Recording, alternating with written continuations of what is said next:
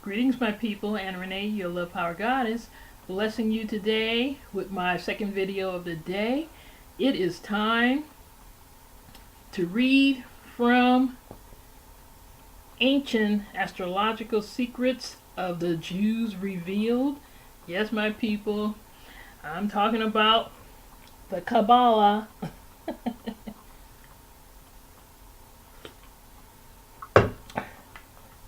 And why am I talking about the Kabbalah? Because it's, I believe it's probably quite close to our ancient Egyptian way of seeing and reading astrology. And because these ancient Jews had connection to, especially as has been portrayed in the Bible, they had a connection to the ancient Egyptians, you know. And I don't believe it's all magical, or, I mean, not magical, but I don't believe that it's all, what's the word I'm looking for? Not real. I can't think of the word right now. Historical fact. Yes, I believe some of it is historical fact, not all fiction. Okay. So, because they had that actual connection, and it has been said that Moses was in Egypt learning of the ancient Egyptian school mysteries, and that Jesus was in Egypt for a time and that kind of thing. And whether that's true or not is, you know, whatever. I don't know how to put it. I just have a feeling in my heart that there's connection.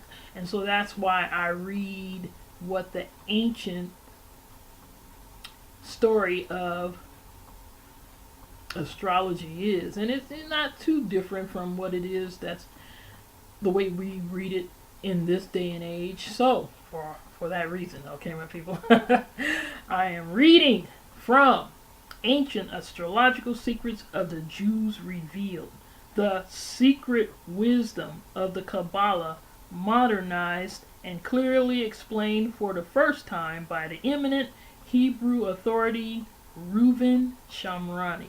And this book was published, as you can see, as a little tiny book, old as I don't know what, 1971 as a matter of fact. Author's note: Hebrew astrology is infinitely more accurate, reliable, incisive, and above all practical than the current popular and popularized variety. So, let me read. And I've already done two. I've done Pisces, I've done Aries, and now I'm going to do Taurus, because we are in Taurus time right about now, right? It is time of the bull. Okay, so chapter 5, Taurus the Bull, April 21st through May 21st. Ruling intelligence of this sign: Reuben, excellence of dignity, planetary ruler. Venus, which is governed by the Sephira Hanayel, peace, light, beauty, kindliness, sybaritic, possibly sensual, self-indulgent. Kabalistic number 6. The specific key qualities endowed or particularly emphasized by this sign's decanates are as follows. April 21st through the 30th, inclusive. Mathematical aptitude, appreciation of beauty in concrete form. April 31st through May 10th, inclusive. Favored for achievement and material success. May 11th through 21st, inclusive. Goals will only be achieved after overcoming many difficult obstacles. Okay, my people? So,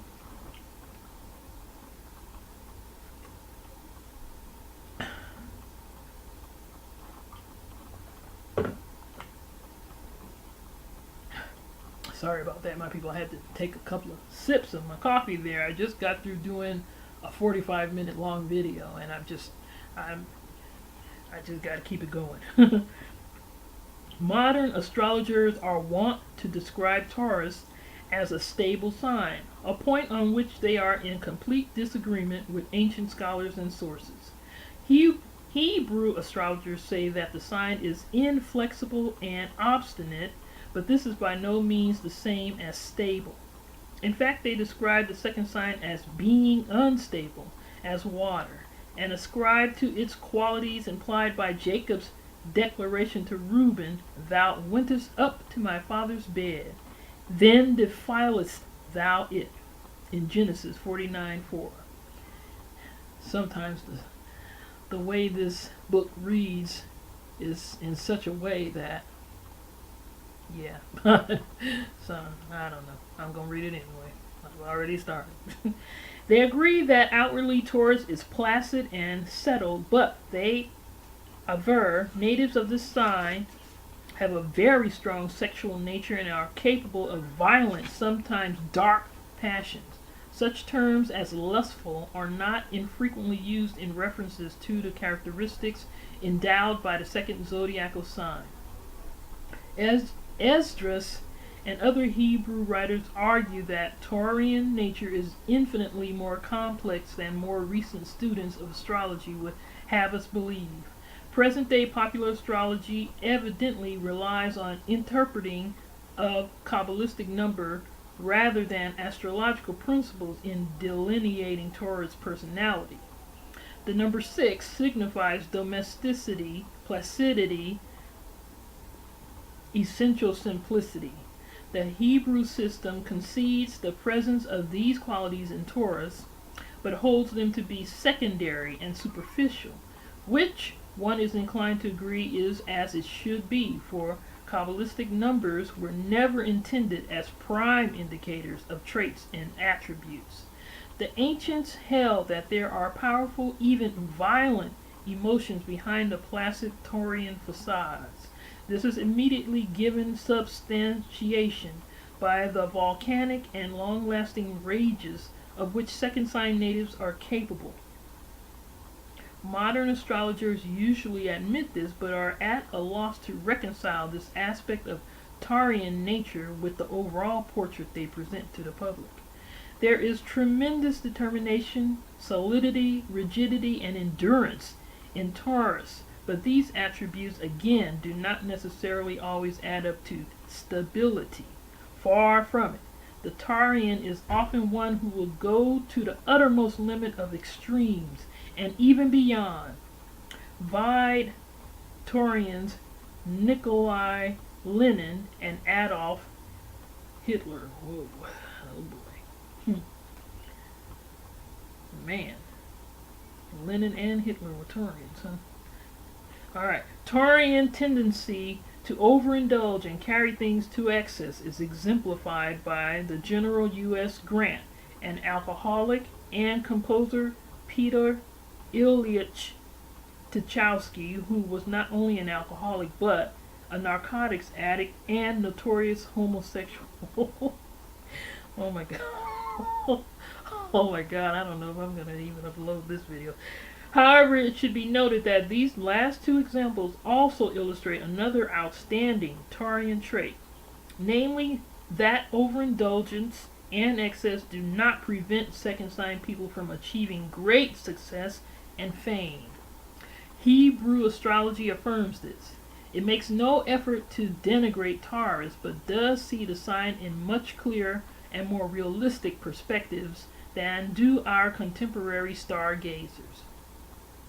Intolerance, arch conservatism, and resistance to change are three more notable negative traits frequently found in Taurian natives.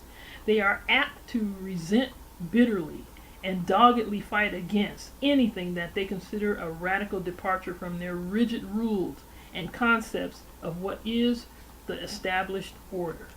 There is much dogmatism in Taurus and often a plodding temper to the persistence it shows. The nature of second sign people is usually cautious, careful, methodical. On the credit side, second sign people are loyal, patient, deeply loving, albeit not demonstrative. They have great integrity and are reliable and dependable. Unless annoyed or angered, they are good-natured, but above all, they must preserve their dignity and are always conscious of their reputation and prestige. You, the individual, Taurus, no doubt you're vexed and irritated by some of the things that have been said about your sign. Take it in good stead. Understand that some of the lines were drawn very heavily in an effort to bring Taurus back into proper focus. Accept the idea that if astrology is to be of any benefit to anyone, it must be entirely truthful to, and about all. There is no sense or use of glossing over the truth, and the recent fictions that have been created around the second sign and its attributes have caused its natives far more harm than good. The operative principle of Kabalistic astrology is that you can be whatever you wish to be, but this can come about only if you first see and know yourself as you are. Unless you Taureans think you are being singled out, this applies to the natives of all the signs with equal force. Very well, let us create a composite picture of the second sign native. Taurus is reserved, practical, tenacious. It is doubtful if you are a boisterous extrovert, a dreamer or spendthrift, or a person who will give up or give in easily. Once you have carefully planned your course, you must carefully, for Taurus knows no other way, you go ahead doggedly. Your powers of concentration are formidable, and your will is very strong. You want things around you to be substantial and permanent. You are usually kind-hearted, but unfortunately this seldom carries far enough to make you very tolerant. Other people's mistakes are not easily forgiven by Taurus, real or imagined slights or affronts, even less so. There is a very large measure of obstinacy in most second sign natives. The old expression, stubborn as an ox, has pointed meaning here. You do not like to be contradicted, and you dislike criticism, even when it is entirely constructive and offered with the best of intentions. Luckily, you possess a great deal of self-control. However, at times you show too much self-control. You hold your feelings in, bottle them up, fail to state your feelings, and thus clear the air. Instead, you have a tendency to sulk, brood, and build resentments within yourself. Eventually, these create powerful pressures, and then you explode. The blast is almost always completely out of proportion, unwarranted. You should try to overcome these tendencies. True, the guiding principle supervening over your sign demands excellence of dignity. However, true dignity does not require rigidity, narrowness of outlook, or intolerance of others. Remember that your ruling planet endows you with a quality of sensuality. You love pleasure. All too often, you indulge this love secretly, because you are fearful that if it becomes known, you would lose position and prestige. Such an attitude is hypocritical, and how can you reconcile that with your vaunted honesty and integrity? Try to accept yourself as an essentially earthy person. There is nothing wrong with being earthy. Problems only arise when guilt feelings and anxieties create conflicts. Above everything else, don't overdo. Remember the history of the Macedonian Empire, which the Hebrew sages often cite as an allegorical analysis of Taurian character. Alexander the Great was determined, persistent, ruthless, and untiring. He conquered much of the known world before he reached the age of 33, but he refused to listen to the constructive advice he received from those around him. Alexander obstinately and obdurately maintained that what had worked before would work again, and that no revisions in his set methods or strategies were ever required. He eventually overextended himself.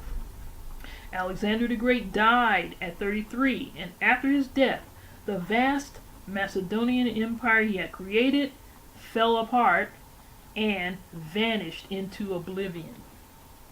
Make the most of mind power. Taurus does not have a quick mind or the rapid-fire idea-generating intellect of Aries. This, the Hebrew astrologers point out, may very often be a distinct advantage. Taurus seldom suffers injury from jumping to conclusions or experience disappointments or defeat by acting rashly on impulse.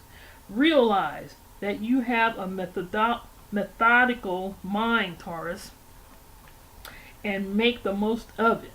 There is great need for method and organization in our frequently confused civilization. The patient, cautious, step-by-step thinker can often accomplish a great deal more than the flash-in-the-pan mental wizard who has no time or taste for details and no concern about risks or consequences.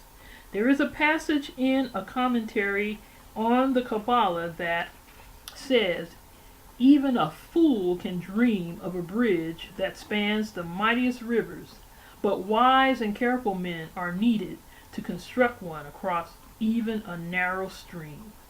Anyone can blurt out a utopian scheme to improve this, that, or the next thing. You, Taurus, are the person who is capable of rendering the visionary's dream down to practical dimensions and then of doing the work to make it reality. At the same time, you should admit to yourself that there is much more you can do with the mind powers with which your sign, ruling planet, and their governing forces have endowed you. Consider these guidelines freely adapted from ancient sources. 1. Learn to be tolerant. Accept the shortcomings of others. Accept that yours is not the only definition of perfection, and, furthermore, that no one on this earth can really define perfection, much less achieve it. 2. Break through the rigidity of mind and habit that is the strong and short chain holding you from greater achievement. Force yourself to adapt to new conditions and situations, for life is not static. Patterns change. If it helps you, bear in mind that there is really nothing new under the sun, that everything has been seen and done before, at least analogously. Therefore, change is nothing more than a rearrangement of familiar components, of known ingredients. Once you are able, or make yourself able, to view change in this light, your mind will gain the flexibility, the elasticity needed to attain higher and even higher goals. 3. Taurian mind power is often hampered by the inability to communicate thoughts easily, either by word of mouth or on paper. This is caused by second sign reserve, a reticence to express things openly and freely. Train, if necessary, force yourself to overcome this totally artificial barrier, and you will immediately multiply your mind power many times over. Modern astrologers lay heavy stress on Taurian kindliness, good humor, and gentle nature. In this, they do Taurians a sad disservice, for they make natives of the sign ruefully wonder what could be wrong with their personal relationships if they possess these cardinal qualities. The ancients were much more realistic and honest. They warned you Taurus folks that you often created many obstacles preventing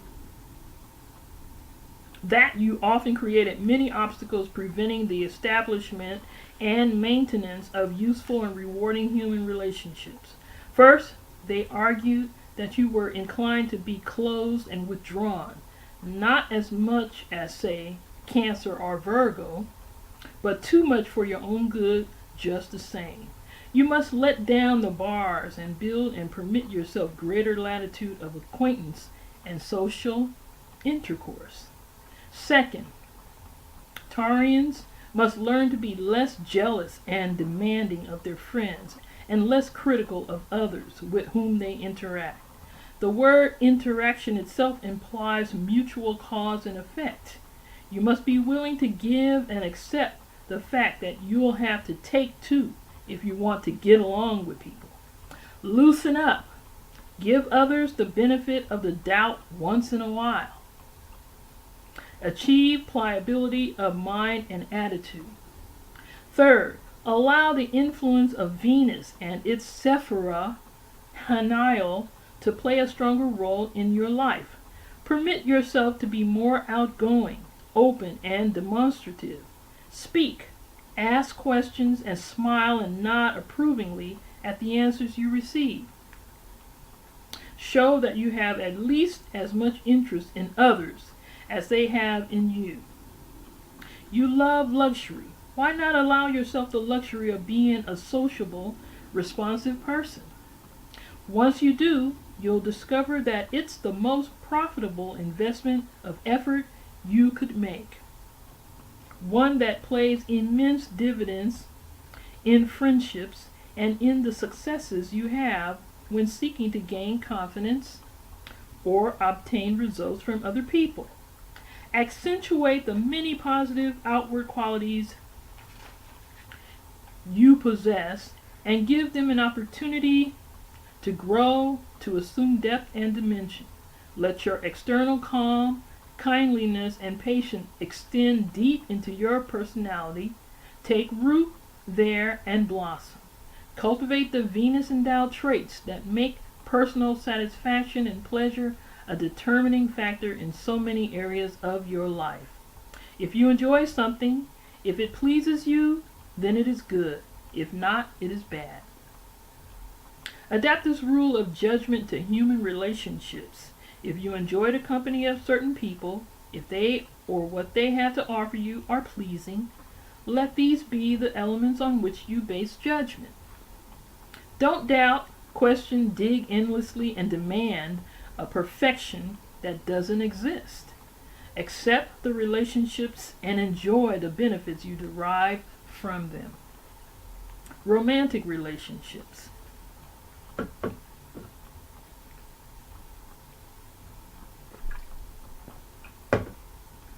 Taurus, as has been noted previously, is a strongly sexual sign. Taurian sexuality usually manifests itself on an almost exclusively physical plane. While there is a romantic side to Taurian nature, it is generally separate and apart. You second sign natives are not given to fantasy. Your nature is eminently practical, down to earth and earthy. This is evident in your romantic life and love making. Your primary and primal desire is to obtain physical satisfaction and sensual gratification. This, it would seem, might be much tempered by the love of beauty which your ruling planet has endowed you, but here too, love of beauty expresses itself as a form of sensuality. You want beauty, but you want it because the greater the beauty, the greater your pleasure. Taurus males will invariably seek the loveliest woman as lovers, with little if any regard to their other qualities or lack of them. Taurian females desire the handsomest, physically best endowed men as their partners, and here also, without regard for other traits. Admit it, Miss Taurus. You seldom if ever give a second thought to your lover's intelligence, conversational ability, wit, or other qualities. Your interests in him are extremely limited. He must be handsome, virile, and capable of giving you adequate physical pleasure. Taurian sexual appetites are large and their powers of endurance are great. Hence, anyone embarking on an affair or romantic relationship with a second sign native must be capable of satisfying voracious hungers, or the Taurus partner will lose all interest in a very short time. Male Taurian patterns remain much the same in choosing a marriage partner. Here too, physical beauty is the deciding factor, and presumably the ability of the bride to provide an adequate pleasure will be determined prior to the marriage. Once married, the Taurus man becomes a devoted, domesticated, protective, and supportive husband. His life will center on home and family, and he will provide both with comforts and luxuries. On the other hand, he will be intensely jealous, possessive, and demanding. He is likely to set down rigid rules that must be followed. Wives of Taurian males will find that argument and rebellion are futile. They soon recognize that outward obedience and submissiveness are necessary, and that behind this screen they will have all the latitude they need. Taurus men very frequently marry women whose minds work much faster than their own, and as a consequence, they are usually outsmarted at every turn. The Taurian female is much different from her male counterpart in marital situations. You, Lady Taurus, desire more than just physical attractiveness when you reach the point where you seriously think of marriage. Your husband has to be a good provider and a solid citizen capable of giving you material security. Once these requirements are met, you will be a faithful, loyal, and devoted wife and mother. Your interests and energies will be concentrated on home, husband, and children. As a homemaker and manager, you are superb. There are few who can surpass you. You too will be jealous and possessive. Unfortunately, in many instances, you will let your annoyance and anger over minor transgressions accumulate and build up until finally you explode in rage, just as you will explode immediately if your husband's offense has been a major one. The tenets of ancient astrology have it that the marriage of a Taurus native can be harmonious only if the Taurian partner learns tolerance and the spouse is patient and forbearing. Such concord may not be easy to achieve, but we are told the results are well worth whatever effort is needed to obtain them. Mastery in the material sphere. Careful, methodical, persevering, trustworthy, reliable, and conscientious. The Taurus person is well equipped to achieve success. But it will not be sudden, overnight success. Taurian progress towards any goal is inevitably slow and gradual. But it is just as inevitably steady, provided that second sign drawbacks and shortcomings aren't allowed to hamper and hinder. The ancient Chaldeans, Egyptians, and Hebrew astrologers were unanimous in stating that Taurians were ideally suited to be arithmeticians and mathematicians. One source postulates that astrologers should seek out Taurus natives to make astronomical measurements and calculations. Another declares the sign finds itself most comfortable in the counting house, where it revels in doing sums with the greatest accuracy. Bookkeeping, accounting, statistical compilation, and banking are all indicated fields for Taurians of both sexes. In cases where the influence of Venus is dominant, careers in the performing arts are favorably aspected. Witness such Taurians as Claudette Colbert, Bing Crosby, and Barbara Streisand. Business and finance provide ideal careers for both male and female Taurians, who prove to be excellent managers, provided they are employed by highly organized firms and can follow set procedures. Second sign people are also successful as investors, but here again, success comes gradually. With Taureans, emphasis is on investment, not on speculation. Details by Decanates. First Decan, April 21st through 30th. Talent and aptitude for mathematics are particularly great among Taureans born during this period. They are also endowed with a love of beauty in concrete form. The combination often makes them ideally suited to be interior decorators, architects, landscapers of formal gardens. Natives of this Taurus decanate are endowed with somewhat greater imagination and keener intellect than those born later in the zodiacal month. Kabbalah and Zohar ascribe this to the rulership of Mercury over the decanate. Second decan, April 31st through May 10th. Financial success, wealth, and abundance of material possessions and fame are achieved with comparative ease by those born during this period. Witness two different but representative examples. Fred Astaire, May 10th, and restaurateur Toots Shore, May 6th. These most favorable aspects result from the benign interaction of Venus, ruler of the sign, and the moon, ruler of the decanate. Third decan, May 11th through 21st. The progression of planets governing decanates places a malefic Saturn as ruler over this period. Saturnine influence is particularly malevolent because of its traditional adversity to Venus, ruler of the sign. People born during this decanate are likely to experience many grave disappointments and setbacks. If they are to achieve success, they must employ all their Taurian determination, willpower, and patience, and call upon every ounce of their considerable second sign powers of endurance. Okay, my people, so I have just read Ancient Astrological Secrets of the Jews Revealed, and they are very based on the Kabbalah, which I say is connected, maybe not directly, indirectly, to ancient Egyptian astrological knowledge. So that's why I read it. And yeah, the way this particular author comes at his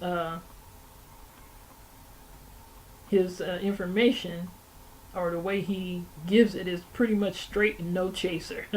he comes hard, pretty much. He no holds barred kind of way of doing it. So you got to be able to hear the truth in a harsh way. He's almost harsh, pretty much, and sometimes that's what's necessary. And so yes, I've just read it, and this is what he's saying, and take what works for you and leave what doesn't, is what I say to everything, just about anything in life. Yeah, and so it's very instructive, if you are able to shift and move, because each of us, in whatever sign we happen to be, we have a range. As I'm always talking about, we have a range. We're not just this one rigid thing and unable to shift and move just because we happen to be a Taurus, or if a Taurus is supposed to be so rigid, that doesn't mean that a Taurus can't loosen and not be as rigid. Or even if a Taurus remains rigid, doesn't mean that a Taurus can't be a success being rigid. You know what I'm saying? And for each sign, once I read Taurus, and what's the next sign? And I did Aries, and he had his things to say about Aries, and I did Pisces, and he had his things to say about Pisces. And so what's next after Taurus? I can't think right now. Gemini. Okay. He's going to have something to say about that, okay? So that's just the way it is, Is it Gemini that's next? Oh man. My astrology is gone. Yeah. Going down the doggone tubes here. Yeah, okay, Gemini. So yeah, so yes, my people, that is it, and I hope you enjoyed this reading. Take it all with a bit of salt, take it all with a grain of salt, as I always say. Okay, you know what? Because as I have said in the past, not every Taurus is going to be exactly like the next Taurus, because see, we all have the range. That's the whole thing about astrology. There is the range of planets. You know, we all are made up of, when you look at your entire chart, not just your sun sign. You happen to be born under the sign of Taurus. You know, there are other signs that you have to look at when you look at the chart. Where were the other planets, okay, at the time of your birth? There's a whole chart, okay? Where were all the other planets in connection with your planet and at the time of your birth, okay? So we just can't go exactly, okay? When you look at these kinds of books and this stuff about astrology, it's just a generalization. That's all they can do, is a generalization. You can't get the full range until you do your entire chart. And even if you get your entire chart did, you know, that still is just a piece of time. That's just a moment of time when you were born into this realm, okay? What about the next day? And when the moon is in a slightly different angle or something, you know? We are human beings, and we are capable of shifting and moving, okay? So please do not take offense at his very offensive way of doing it. Yeah, he's hard, but just take the parts that you resonate with, that you can work on, or the parts that you resonate with, that put it on just perfectly about who it is that you are, who you feel that you are at this moment, because you'll be somebody new tomorrow, okay? So yes, my people, peace and love to each and every one of you, and Renee, your love power goddess, peace in these very wonderful times. Taurus power to you and to all of those of us who are Taureans. Oh my goodness. Okay. Peace and love, people. Taurus power.